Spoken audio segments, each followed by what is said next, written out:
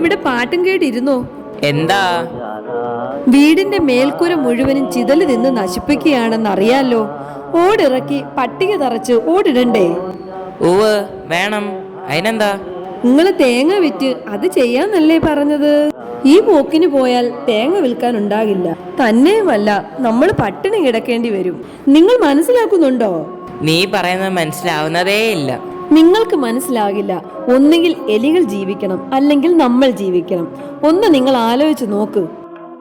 ദൈവം തമ്പുരാനെ, മനുഷ്യന് ജീവിക്കാൻ വേണ്ടി എലികളെ നശിപ്പിക്കണമല്ലോ. മറ്റൊന്നിനെ നശിപ്പിക്കാതെ മനുഷ്യന് ജീവിക്കാൻ വല്ല വഴിയും ഉണ്ടോ?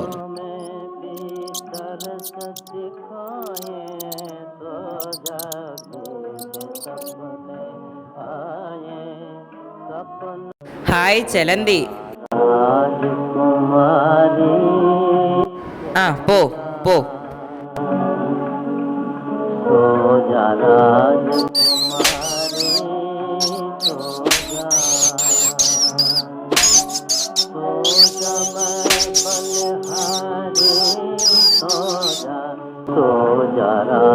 എടീ, നീ അതിനെ കൊന്നോ? മഹാസാഹിത്യകാരൻ, വേപ്പൂരിലെ സുൽത്താൻ, സാഹിത്യത്തിലെ സിംഹവുമായ വൈക്കം മുഹമ്മദ് ബഷീറിന്റെ കൂടാരത്തിൽ നുഴഞ്ഞു കയറിയ ഭീകരിൽ ഭീകരനായ മൂഷിക ശിരോമണി. കശ്മലി, നീ എന്താണ് ഈ കാണിച്ചത്? സർവചരാചരങ്ങളുടെ സൃഷ്ടാവ് ഈശ്വരൻ സൃഷ്ടിച്ച ജീവികളെ കൊന്നൊടുക്കുകയാണോ? ആഹാ, നല്ല പുതുമ. ഇത് കയ്യിലിരിക്കട്ടെ, പിടിച്ചോ. ഇന്ന് നോക്കിക്കോ, ഇന്ന് തന്നെ എലിവിഷം വാങ്ങിച്ചു വെച്ച് എല്ലാത്തിനും ശരിയാക്കും. ചിതല് കൊണ്ട് ഇരിക്കാൻ വയ്യ. പല്ലി, പാറ്റ, വണ്ട്, ഹോ, സഹിക്കാൻ വയ്യ. ഈ കണ്ട ജീവികൾക്കൊക്കെ നീ കഞ്ഞിയും കറിയും വെച്ചു കൊടുക്കുമോ? അല്ലെങ്കിൽ അവരെന്ത് ഭക്ഷിക്കും? അവരാണ് യഥാർത്ഥത്തിൽ ഈ ഭൂമിന്റെ അവകാശികൾ. ഭവാനെ പോലുള്ളവർ കല്യാണം കഴിക്കാതെ വല്ല ഗുഹയിലും പോയി തപസ് ചെയ്യുകയാ വേണ്ടത്. ഒരു കാര്യം അറിഞ്ഞോ? എലിവിഷം വാങ്ങാൻ ആളെ വിട്ടിട്ടുണ്ട്. നാളെ എലികളുടെ സർവനാശവാ. എലികളായ എലികളെ മാപ്പാക്കണം. എലികളെ സൃഷ്ടിച്ച ദൈവങ്ങളെ നിങ്ങൾ പുറത്തു തരൂ.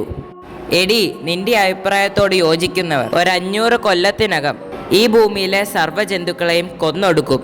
എന്നിട്ട് ഒന്നടങ്കം ചാവും. ഓ, അന്നല്ലേ? അത് സാരമില്ല.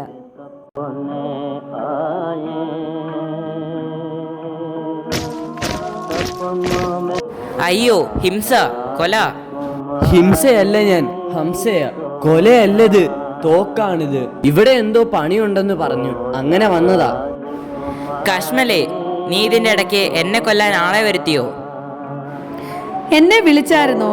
ഓ, ഇവര് നിങ്ങളെ കൊല്ലാൻ വന്നതല്ല, വേറെ ചിലരെ കൊല്ലാൻ വന്നതാ. ഒന്ന് നിൽക്കണേ, ദാ ഇതൊന്ന് നോക്കിയേ. ആഹാ, കരിക്കോ? ആ, കരിക്ക് ഇപ്പൊ കുടിച്ചു തന്നെ. ഈ പരുവത്തിലായത് എങ്ങനെയെന്ന് അറിയുമോ? വാവലുകൾ തിന്നു തീർത്തതായത്. അത്രേ ഉള്ളോ? അതിനെന്തെങ്കിലും തിന്നണ്ടേ? ദിവസത്തിൽ 30 കരിക്ക് വെച്ച് മാസത്തിൽ എത്ര വരും? 900 വരും. അത്രയും തേങ്ങയാ നശിക്കുന്നത്. നമുക്ക് ആഹാരം കഴിക്കാനുള്ള കാശ്. ഈ പോക്കിന് വിൽക്കാൻ തേങ്ങ ഉണ്ടാവില്ല. പട്ടിണി കിടന്ന് ചാകും. ആ, ഏതായാലും നിങ്ങൾ പോയി പണി ചെയ്തോളൂ. ഇവിടോട്ടൊന്ന് നോക്കിയേ. 12 കോഴികൾ, 5 അണ്ണാന്, 6 പൂച്ച, 4 കാക്ക. എലിവശം തിന്ന് ചത്തവരുടെ എണ്ണം ഇനിയുമുണ്ട്. അയ്യോ, എന്റെ കോഴികള്, അവയെല്ലാം ചത്തുപോയോ? ഞങ്ങളുടെ പൂർവികരുടെ ആത്മാക്കളാണ് ഇവയിലുള്ളത്. അവയെ കൊല്ലാൻ വന്നാൽ ഇതായിരിക്കും ഗതി. വാവലുകൾ, പിന്നെ ആത്മാക്കൾ. ആശയം നല്ലതാണ്, മറക്കരുത്. വാവലുകൾ ആരുടെയും ആത്മാക്കളല്ല, ദൈവം തമ്പുരാന്റെ സൃഷ്ടിയിലെ പറക്കുന്ന ജീവികളാണ്. കരിക്കുകൾ നശിക്കട്ടെ, സാരമില്ല. എലികൾ വേണ്ട എല്ലാം ഭക്ഷിക്കട്ടെ, സാരമില്ല. ബാക്കി കിട്ടുന്നത് മതി. ദൈവസൃഷ്ടിയിലെ തെങ്ങുകളിൽ കരിക്കുകൾക്കും വാവലുകൾക്ക് അവകാശമുണ്ട്. അതിപുരാതനമായ അവകാശം. ജീവികളായ സർവ്വജീവികളും അവരുടെ സ്വാതന്ത്ര്യത്തിനായി ജീവിക്കട്ടെ.